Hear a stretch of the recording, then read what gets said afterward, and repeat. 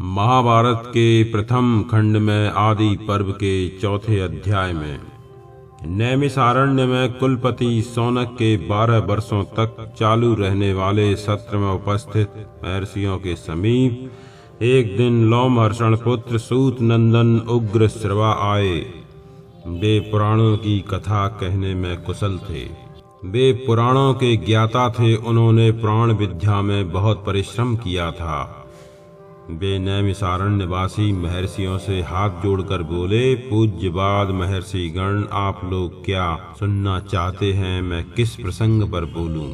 तब ऋषियों ने कहा, लोमहर्षण कुमार, हम आपको उत्तम प्रसंग बतलाएंगे और कथा प्रसंग प्रारंभ होने पर सुनने की इच्छा रखने वाले हम लोगों के समक्ष आप बहुत सी कथाएं कहेंगे। किंतु पूज्यपाद कुलपति भगवान शौनक अभी अग्नि की उपासना में संलग्न हैं। वे देवताओं और असुरों से संबंध रखने वाली बहुत सी दिव्य कथाएं जानते हैं। मनुष्यों, नागों तथा गंधर्वों की कथाओं से भी वे सर्वथा परिचित हैं। सूत नंदन, वे विद्वान कुलपति विप्रवर शौनक जी भी इस यज्ञ में उपस्थित हैं। वे चतुर, उत्तम व्रतधारी तथा बुद्धिमान हैं। शास्त्र, श्रुति, स्मृति, इतिहास, पुराण तथा आरण्यक, बृहदारण्यक आदि के तो वे आचार्य ही हैं।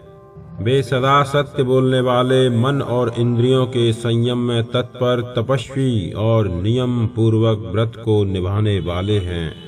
वे हम सभी लोगों के लिए सम्माननीय हैं। अतः जब तक उनका आना न हो तब तक प्रतीक्षा कीजिए। गुरुदेव शौनक जब यहाँ उत्तम आसन पर विराजमान हो जाएं, उस समय वे द्विज श्रेष्ठ आपसे जो कुछ पूछें उसी प्रसंग को लेकर आप बोलिएगा। उग्र श्रवा जी ने कहा, एवमस्तु, ऐसा ही होगा। गुरुदेव महात्मा शौनक जी के बैठ जाने पर उन्हीं के पूछने के अनुसार मैं नाना प्रकार की पुण्यदायिनी कथाएं कहूँगा। तदनंतर विप्र शिरोमणि शौनक जी क्रमशः सब कार्यों का विधि पूर्वक संपादन करके वैदिक स्थितियों द्वारा देवताओं को और जल की अंजलि द्वारा पितरों को तृप्त करने के पश्चात उस स्थान पर आए जहाँ उत्तम व्रतधारी सिद्ध ब्रह्मर्षि गण यज्ञ मंडप में सूत जी को आगे विराजमान करके सुखपूर्वक बैठे थे। ऋत्विजों और सदस्यों के बैठ जाने पर कुलपति शौनक जी भी वहां बैठे और इस प्रकार बोले।